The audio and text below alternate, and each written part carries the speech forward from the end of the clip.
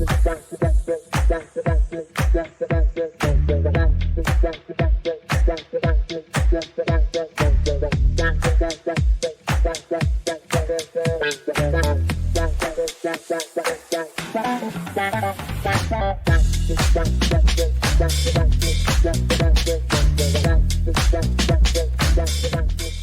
up, let's go with Sai.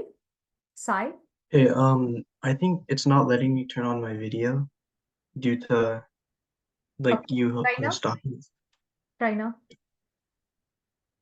Yeah, go ahead. Okay, yeah. Let me share my screen. Here, can you see it? It's coming up. Yeah, now. Okay.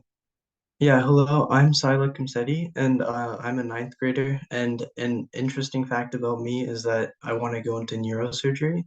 And because of that, my topic for today is the use of biosensor technology for non-invasive and early detection and possible prevention of Alzheimer's disease. And so for the introduction, um, the topic is the use of biosensors for detection of Alzheimer's disease. And my question for this topic was, how can nanoparticles be used for like pre-onset detection? And my objective was to find out how they can be used. And why is this important? Well, Alzheimer's disease is a significant health challenge globally, and it's 60 to 75% of dementia cases. And it's been slowly rising as from 2030 to 2050, there's a prediction of around 100 million people being affected. Current diagnostic approaches primarily rely on pathological markers such as amyloid beta plaques and tau proteins, as well as neuronal damage.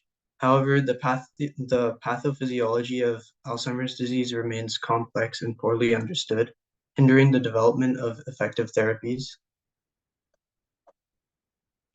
So, for my literary review, um, pre-onset detection of Alzheimer's disease involves a very multimodal approach that integrates various methods of detection.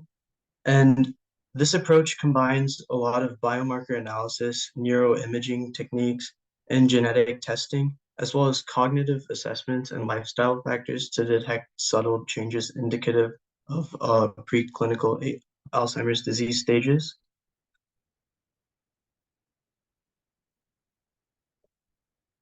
And for my methodology and results, utilizing nanoparticles, the biosensors efficiently identify Alzheimer's disease biomarkers such as alpha beta amylase beta proteins, tau proteins, neurofilament light proteins, synaptic proteins, and inflammatory markers with exceptional sensitivity and specificity, even at low concentrations.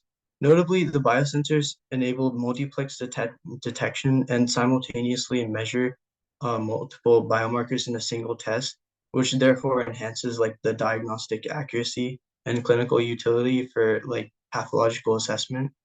Rigorous testing and adherence to regulatory standards will validate the accuracy and reliability of these biosensors, which is going to position them for widespread clinical use in Alzheimer's diagnosis and management.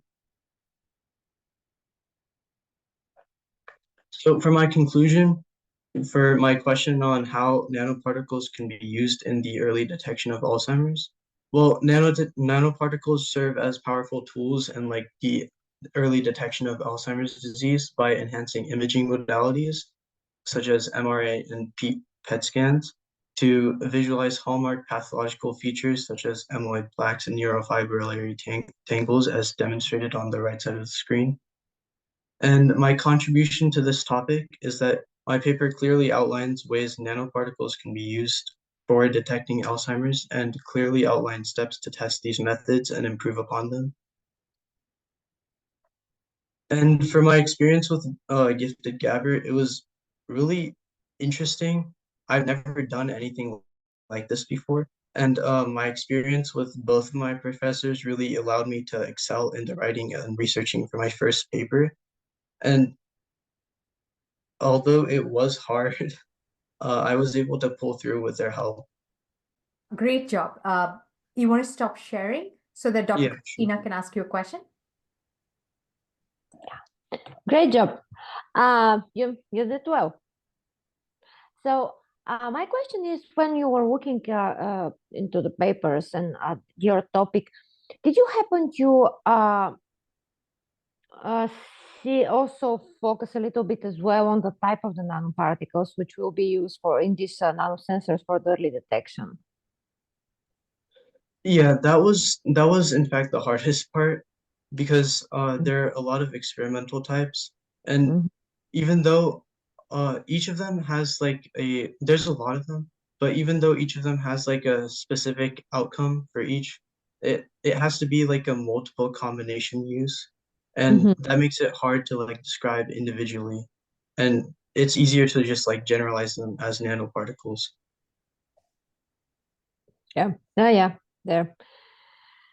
This is with some when it comes to any actually of the biomet applications, really, it's difficult to pinpoint in one particular type and say this is the best from any possible direction, any possible. From it has all the pros and none of the cons. So it's this is the difficult part of being a researcher, to go deeper into that and find the best, the one which would be the best for the application, and then not only to find it, to prove that this is the best one, and then it goes into, of course, in the more applied science.